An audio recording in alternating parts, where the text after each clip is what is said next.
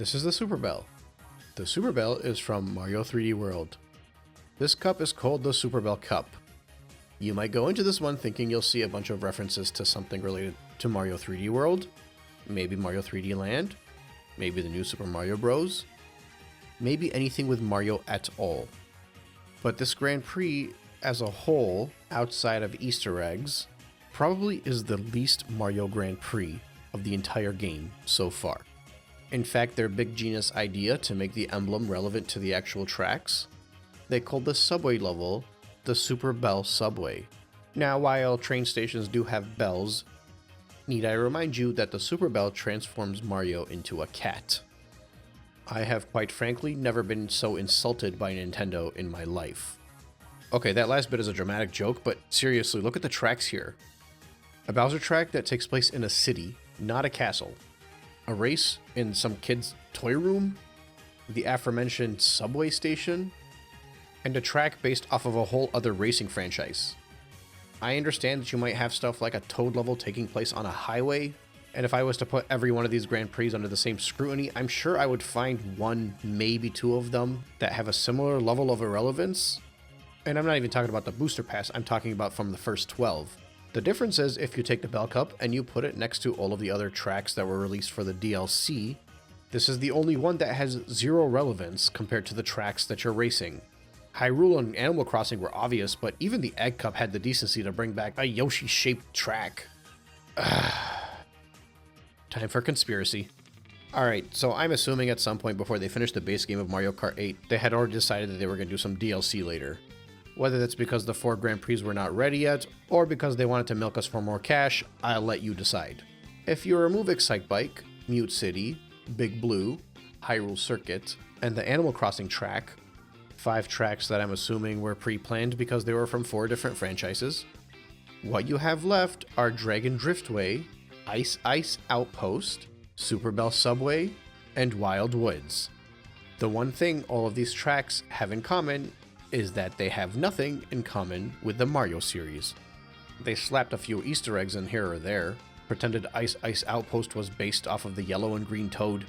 Dragon Driftway gets the closest, and even that one is not that close. I'm of the opinion that this was meant to be released on the base game, either as an unlockable Grand Prix, or maybe this was going to be the only DLC. I feel like these 4 tracks would have been the 4 new Nitro Track Cup, and then there would have been 4 for a Retro Track Cup. It might have not been these 4 tracks specifically, and something from the base game could have been pushed back to the DLC, but I feel like they had designed these 4 tracks and just put them on a back burner, and figured they'd throw in a character to make it relevant to the Mario franchise later. So basically, they sold us scraps as DLC. It is my opinion that these were just generic placeholder tracks and they were added to the DLC alongside all of the iconic stuff like Zelda and Animal Crossing and Mute City and the retro stuff. So yeah, I hope you're all happy. We paid for leftover tracks. And they didn't even get creative with the emblem and go back to the retro stuff. They just slapped the most recent one that was most popular for the console that this game was releasing on. Anyway, here's my scoring system. Here's the scores. Pause the screen if you need it. I'm going through every single Grand Prix in Mario Kart 8 Deluxe. The 12th Grand Prix in Mario Kart 8 Deluxe and final DLC Grand Prix consists of the Nintendo 3DS's Neon Bowser Circuit, the Game Boy Advance's Ribbon Road, the brand new Super Bell Subway, and the brand new Big Blue inspired by the F-Zero franchise. So Neo Bowser City is actually pretty cool for a couple reasons. Number 1, I love the sinister nighttime rain aesthetic that's going on here. Number 2, it's a city track where you're driving through roads without any actual trucks in the way, or cars, which I think is the only track in the game to have that. And beyond that, it's a Bowser stage that's not a castle, which I also think is the only track in the game to have that. And that actually might be for the whole franchise. Not sure. And this is just something that sticks out to me personally that I appreciate, but this reminds me of Neon Heights from Mario Party 7. The whole theme is some kind of futuristic city in the sky. I know this was made for 3DS, but I feel like they made the city course first and then decided to slap the Bowser stuff on there because I feel like it has nothing to do with Bowser. There are a whole lot of turns on here. This is an intense track, but I think it's a good track. Actually, I think it's a really good track. Lots of turns, lots of drifting, dynamic track elements as you advance through the race. I mean, look at this map. This is awesome. This is my kind of track. Straight up, 3 points. I can't imagine giving anything less. Next up is the Game Boy Advance's Ribbon Road, but they have done so much here to make it not look like the Game Boy Advance's Ribbon Road. Alright, so the visuals here are an A++. The whole setting where you feel like you're shrunk down to a toy inside a kid's bedroom is just phenomenal. The backgrounds have so many great Easter eggs that it's unfortunate that you missed them because you're racing through the game. But this is a fun track to just jump in on 50cc and look around and see what you missed.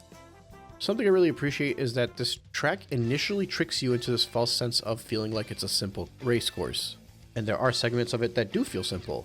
But the moments with the wavy ribbon in the sky and the random areas without any walls where you can easily jump off add so much to this race that it makes me feel bad for any kid that jumped into this one thinking they were going to have a good time.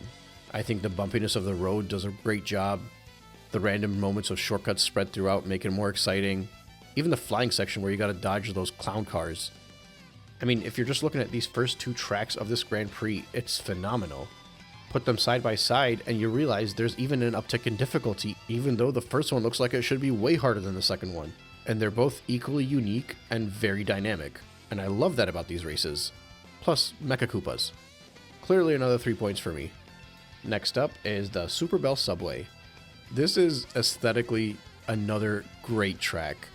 I think anybody that's traveled throughout the world and has gone to different train stations will appreciate this one.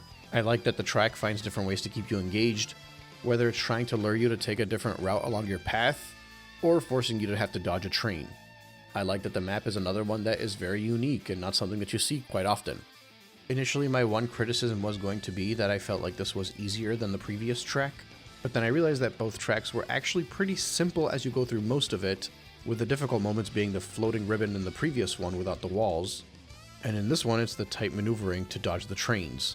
I don't always fall off the ribbon. I feel like that might be hard the first time, but eventually get the hang of it. So I think the difficulty curve point is still up for grabs, even if it is a close one. And finally, let's take a look at the Big Blue track from F-Zero. It seems to me the general discourse is that this is the better track of the F-Zero pair. I'm personally just happy we got 2 F-Zero tracks in this game at all. And I would not be upset at all if we ended up getting even more F-Zero tracks in the next game. The first big difference between Big Blue and Mute City is that Big Blue is not a 3-lap circuit. Instead, you get one of those linear tracks where it has 3 different segments that change pretty drastically as you move forward. It also has one of those fun little Easter eggs where there's an 8 kind of thrown into the map if you squint just right. And similar to Mute City, I feel like this is a lot more enjoyable if you're playing it on 200cc, because I feel like the track was designed around that. The first segment of the race actually feels very similar to Mute City, with the big change here being the 2 different conveyor belts, one that speeds you up and one that slows you down. So now not only are you going as top speed as you can, but you also got to do your best to stay on the right half of the track. The opening third finishes and you end up on a water slide. This is a lot of fun, and if you're able to pick up speed and momentum without bumping into the wall too much or falling off, you can really get down there quickly. And then finally, the third segment just feels like a pure race down to the end with opportunities to drift, and a few different obstacles and stage gimmicks to keep you on your toes.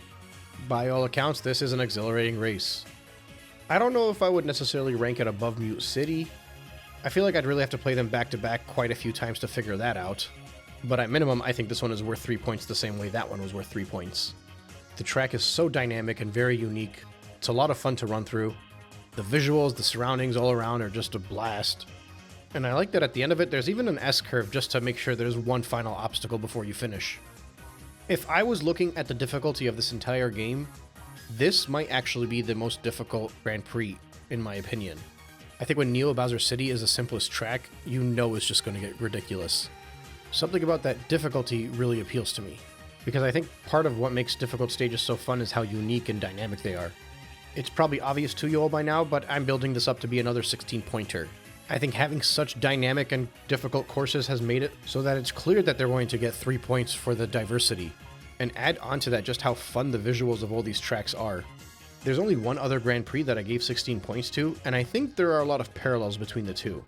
The Lightning Cup had started off with Tick Tock Clock, and I think I remember specifically saying that Tick Tock Clock in any other Grand Prix would have been the final track, which is the same way I feel about Neo Bowser City. Piranha Plant Slide and Grumble Volcano both were exhilarating enough to play through that I actually had to really think about which one was considered more difficult, which is the same way I feel about Ribbon Road and Subway Underground. And Rainbow Road, I mean, I think the parallels there are pretty obvious. And finally, the Lightning Cup was the last cup of the base game. The Bell Cup was the last cup of the DLC. Maybe they have a knack to save the best for last. I'm not sure. Maybe it's just a coincidence that these are the 2 Grand Prix that I found flawless in every angle. Although it is a little funny because when I look at these 4 tracks in the Bell Cup, they look like 4 tracks that could make my top 10 or maybe top 5. I would really have to think about it to figure that out. But I think they'd at least be in the running. I didn't necessarily feel that for the Lightning Cup. I felt like they were great tracks, don't get me wrong, but I wasn't sure if they would be in my top 10 or top 5. I'm not sure if that means I like this one more. Again, I wasn't really looking at this from the angle of putting them head to head. But it's definitely something I'm going to have to think about eventually because after I get through all of the booster cups, I gotta figure out which Grand Prix I think is the best one. And we currently have 2 front runners with a perfect score. With the completion of the base game of Mario Kart 8 Deluxe, we are now finally in the second half of this. Next up will be the Golden Dash Cup.